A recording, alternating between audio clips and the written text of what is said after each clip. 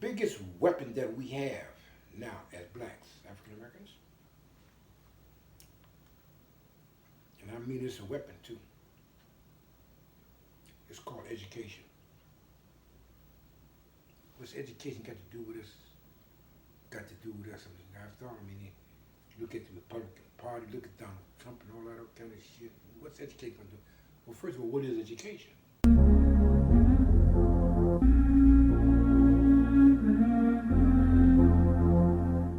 Welcome to Perspective TV. My name is Kayode Bentley, and I'm privileged to join my pop, Leonard Bentley, who's going to share some informative information that he's learned. I'm going to do a series of this with my dad. We are going to cover a topic called politics, in the area of politics. And there are a couple of questions, 7 questions in particular, that Pop and I are going to discuss in hopes of enlightening those who listen to it. I'm honored to say, my dad has been an active role in my life. He's a large part of why I'm so in tune with my culture. If you get a chance, or if you're aware of, there's a book called Stolen Legacy that this man right here gave me when I think I was in my teens. I just remember probably 14 or 15. And it talked about how Greeks stole, the hieroglyphics in particular from Egypt. And it just gives a nice historical reference on how civilization came into being and who were the originators of what. That's just the start. He also took me to First World Alliance, where they would do lectures every Saturday. I was just a little kid, but I got in tune and I heard about, Egypt and the Nile River, and all these things have played a part in who I am today, in appreciation to my culture. And the first question, Pop, that I want to bring up and I want to hear your point on is, how did we as a country arrive politically where we are today?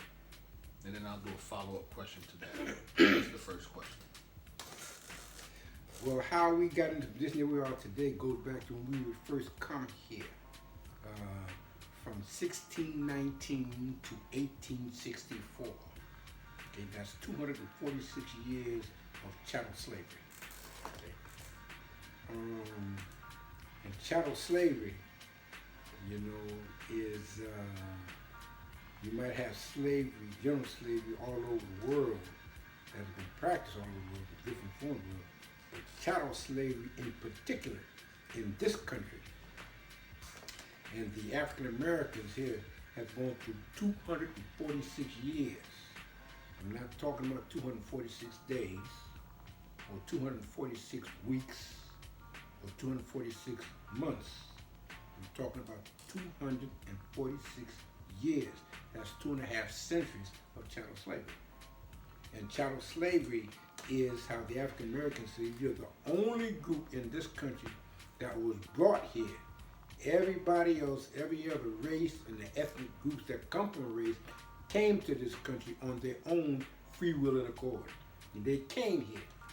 Every other race and the ethnic groups that make up a race that came to this country, primarily from Europe, and then later on during the Middle East, so-called Middle East, came here because they're looking for a better life from the country from which they came from. Okay. The African Americans is the only group that was brought here against their free will and accord. And they were brought here, they first came here from the year 1619. And then from 1619 to, like I said, 1846. Period of 246 years. And what they went through, the African Americans weren't considered as human beings. And the whole problem now today, one of the major problems today, it goes back to that Constitution. Because in the Constitution, it states that African Americans aren't human beings. They say they are 3/5 of the person. It says Indians not taxed, and 3/5 of all other people. And then when you go to the Constitution, which is sarcastically ironic to me, is that the preamble of the Constitution is the mission statement of this country. Okay? We the people, in order to form a more perfect union, do ordain and establish these truths, that all men are created equal. That's in the preamble. That's the mission statement of this country. But the Constitution is consisted of 7 articles. And in Article 1, Section 2 of the United States Constitution, that talks about representation, being representation, when it says about it says not tax and not tax and not taxes, about Indians not being taxed, but 3/5 of all other people, which are the African slaves at that time. Now, that's in Article 1, Section 2. Now, that's not Article 3, it's not Article 5, and it's not Article 7. But in Article 1, Section 2, where it talks about African Americans not being human beings. Okay? And that is a legacy, or yeah, you might say a legacy, from the time that we were brought here, the African Americans were brought here up until the present time. Like the first 246 years was chattel slavery. Now, after 1846, then you have the extension of slavery known as Jim Crow. So you got from Jim Crow, from 1846 to Jim Crow up until now, you know, the African Americans are still suffering from the vestiges of chattel slavery. In chattel slavery, the African Americans, they were raped, they were murdered, they were lynched, the family was split up, the whole, whatever family unit they had was all separated, you know, and had to go their own separate ways. And in fact, in some families, they were told when the mistresses of the slave owners come to the female woman, the black woman, because there's one case where a sister, a black woman, was pleading to her master for him not to separate her family. And she pleaded with him. She said she told her master that she would be the best slave on the plantation as long as he wouldn't separate his family. But the master's wife told the master, and in no uncertain terms say, sell her, you know, because she would never see her kids anyway. So during the chattel slavery, they have auction blocks. There are 4 of them. The largest one is about 3 feet high. That's for the male slave. And the second larger block was for the female slave. The third block was for the male son slave. And then the little smallest block was for the male daughter slave. And they would be auctioned off at these auctions, like they do these auctions selling off pigs and whatnot, cattle. This is how the African American was treated in this country during that chattel slavery period, because like I said, they were property. They weren't considered human beings. And they would split up the families. Like one family, parts of one family would be sold to one plantation. Say the father might be sold to one plantation, and the wife and the mother might be sold to another plantation. The eldest son, male son, would be sold to another plantation, and the little daughters coming up, they would be sold to another plantation. 4 different plantations.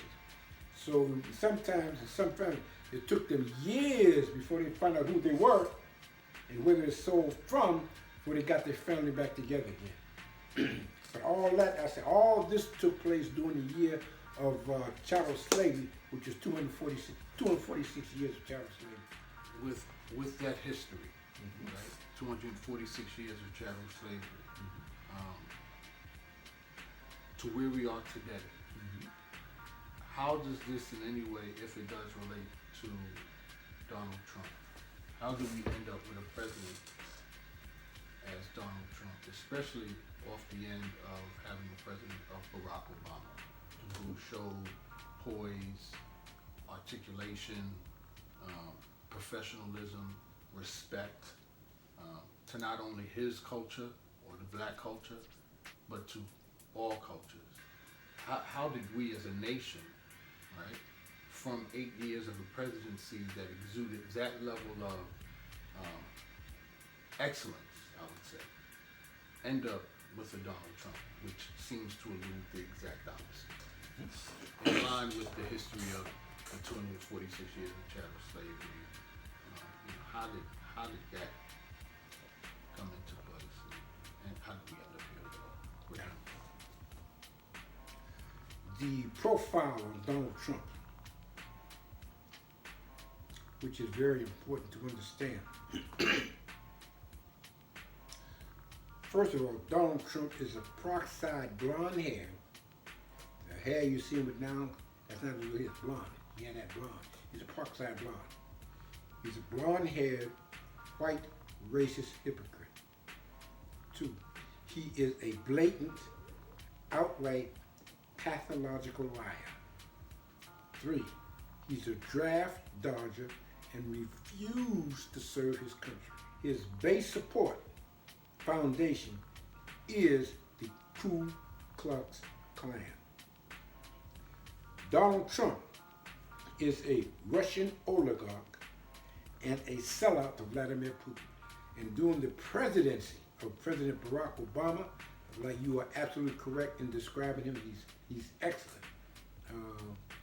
He's a genius. Just can't say enough or give him enough accolades. Because like you point out, son, I'm very proud of you, is that he served 2 terms. That's 8 years, 4 years apiece, 8 years, and not one scandal. Here you got this Donald Trump coming into the White House with a scandal and got a number of scandals ever since then. Well, Donald Trump actually became president by a fluke. He wasn't supposed to be a president by accident. And you see a lot of talking about this electoral college. Yes. Now he lost to Hillary by something like 3 million votes, the popular vote. But he won by the electoral college vote. And then too, he only won that by maybe 200 or 300. So it was a little more like a fluke, because he really didn't expect to be president. It was a surprise to him too. But because of the electoral college, you know, how he won that, and he bought that. How he won that is how he became president, Donald Trump. And now since he's in the position of being a president, he has all this power and whatnot. So he's excellent at it, like he's running the country, like he was running his TV show, The Apprentice. Okay? You said he bought that. How do you mean he bought the presidency? Vladimir Putin, President Barack Obama, had slapped some sanctions on Vladimir Putin because he was interfering with American policies, Vladimir Putin. So Barack Obama put the order out, told Vladimir to stop that. So since he didn't stop it, then he put sanctions on it. He took away Vladimir Putin, a lot of the Russians, oligarchs, had owned property over in the country. So Obama confiscated that. Okay? And Vladimir Putin didn't like that. Vladimir Putin was jealous of and didn't like Barack Obama anyway because together, he had to look up to Barack Obama physically. Okay? Even though he's more powerful than Barack Obama because he's a ultra multi-billionaire oligarch himself, Vladimir Putin. So when he had to meet with President Barack Obama, he had to stand and look up for him. So, excuse me. So since he don't like Barack Obama and Donald Trump don't like Barack Obama, he had those two against him.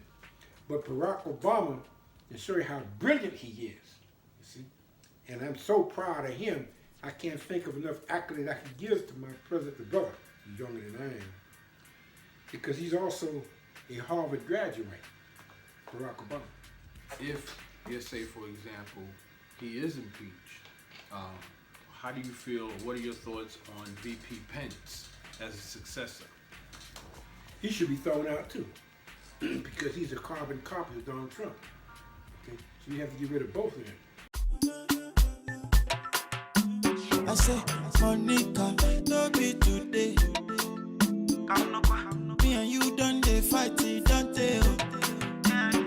I no go pursue man, I go change my ways. I go reduce the banana, I no go do it again. If you leave me,